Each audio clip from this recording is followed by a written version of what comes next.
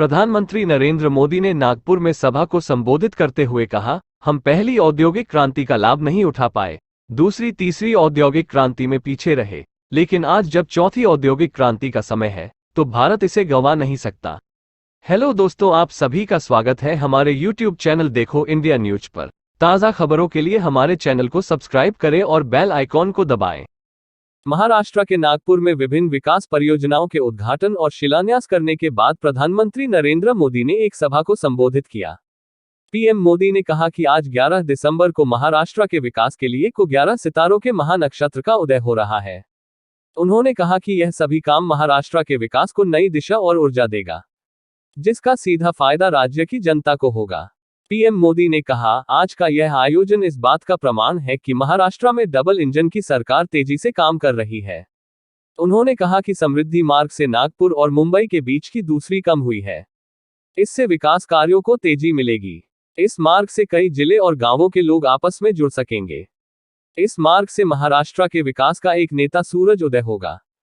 प्रधानमंत्री मोदी ने कहा कि आज महाराष्ट्र और देश में पहली बार ऐसी सरकार है जिसने इंफ्रास्ट्रक्चर को मानवीय स्वरूप दिया है। आज सरकार आयुष्मान योजना के तहत हर गरीब को 5 लाख रुपए तक का मुफ्त इलाज दे रही है। 45 करोड़ गरीब लोगों को बैंकिंग सिस्टम से जोड़ना, हर जिले में मेडिकल कॉलेज खोलना, हर शहर और गांव को सड़क मार्ग से जोड़ना हमारे इंफ्रास्ट्रक्चर का जीता जागता उदाहरण है। पीएम मोदी ने कहा कि विकास का मतलब केवल सड़कें, फ्लाईओवर, पत्थर, एयर इंटें ही नहीं होती है। इन सबके के साथ मानवीय संवेदनाएं साथ लेकर चलना ही असल विकास होता है। इन्हीं मानवीय संवेदनाओं का ख्याल रखते हुए आज नागपुर में एम्स की शुरुआत हुई है।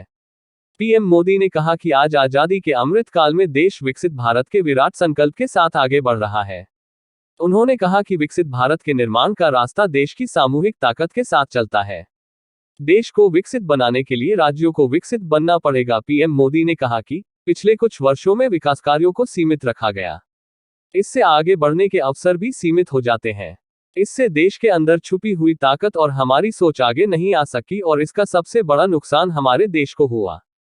उन्होंने कहा, मैं आज भारत के हर युवा से आग्रह करूंगा, हर टैक्स पेयर से आग्रह करूंगा, ऐसे स्वार्थी राजनीतिक दलों और स्वार्थी राजनीतिक नेताओं का खुलासा कीजिए जो आमदनी अठन्नी और खर्चा रुपया वाली कुनीति लेकर चल रहे हैं। वे इस देश को भीतर से खोखला कर देंगे। पीएम ने कहा, बीते 8 वर्षों में हमने सोच और अप्रोच दोनों बदली है। हम सबका साथ, सबका विश्वास और सबका प्रयास पर बल दे रहे हैं। मैं जब सबका प्रयास कहता हूं तो इसमें हर देशवासी और राज्य शामिल है। छोटा बड़ा सबका सामर्थ्य बढ़ेगा तब भारत विकसित बनेगा। ताज़ा खबरों के लिए हमारे चैनल को सब्सक्राइब करें।